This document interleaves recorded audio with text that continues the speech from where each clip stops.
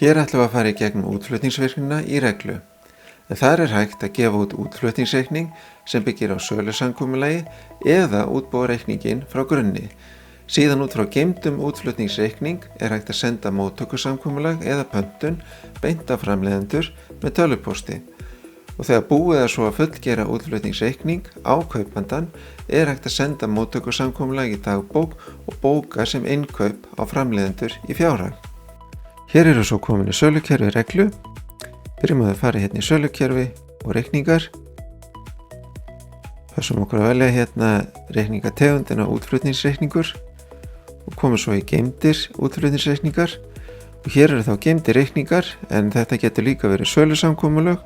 Kíkjum á þennan hérna og sjáum að hér efst eru upplýsingar viðskiptavinin og skilmálar, svo eru upplýsingar sendinguna, síðan allar vörulínurnar, flokkaðar eftir fisktegundum, tollanúmer og latínsku heitin, svo koma upplýsingar pakningarnar, brúttó og nettóþyngd og fjöldi pakka og svo eru framleiðendur og hvað eru margir pakkar með framleiðenda, það eru skilmálar kaupandans og svo heimilisfangi sem á að senda reikningin á.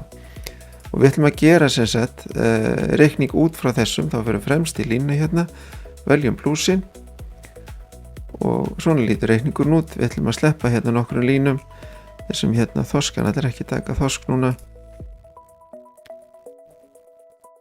Þessi hérna.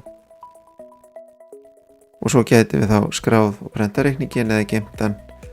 En við ætlum bara að hætta við núna og búa til reikning frá grunni.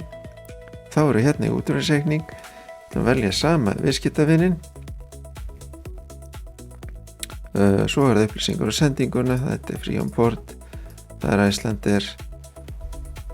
Sendinganúmerið. Það er KEF hérna og Bremerhaven. Svo ætlum við að velja vörurnar. Og ég ætla að sýna ykkur tvenns konar vörur hérna. Það er annars hérna pakkavara. Og þetta eru 10 pakkar.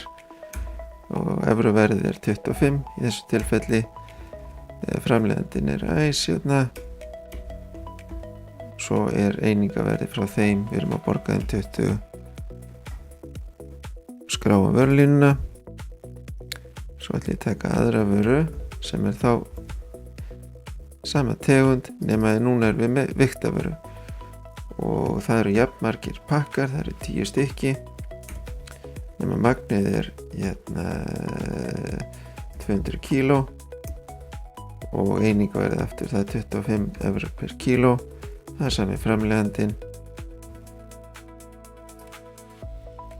og það er sama verðið sem við borgum þeim. Þá er komin hérna reikningur. Við ætlum að geyma þennan reikning. Koma svo í geymdi reikningar. Það er þessi hérna og við ætlum að senda þessum framleiðanda móttökusamkomulag. Og hann er hér, sjáu það er tölvupóstur hérna, það er þetta bæta við tölvupóstfangi. En í þessu tilfelli ætlum við bara að senda þetta. Og nú erum við búin að senda móttökusamkomulagið á þennan framleiðanda beint frá reikningnum sem var geymdur. Nú gefa okkur það að hérna, þetta er allt í góðu. Þannig að þá ætlum við að opna þennan reikning, gerum það hérna. Og þetta er bara flott. Skrá og prentum reikningin, þannig við erum að fullgera þennan reikning. Þá ætlum við að fara í lista. Hérna er reikningurinn efstur og þá með því að velja hérna umslagið aftur að þá getum við bókað þennan reikning, þetta móttökusamkomulag. Og þá veljum við hérna, sláum í reikningsnúmerið frá þessum hérna framleiðanda. Þetta er reikningsnúmerið og þá veljum við hérna að bóka. Við erum í rauninni að senda þetta þá í dagbókina. Komum svo hérna í dagbókina, fyrir í skráning og veljum hérna daginn í dag. Hérna eru línurnar klárar og þá getum við bara staðfest þetta.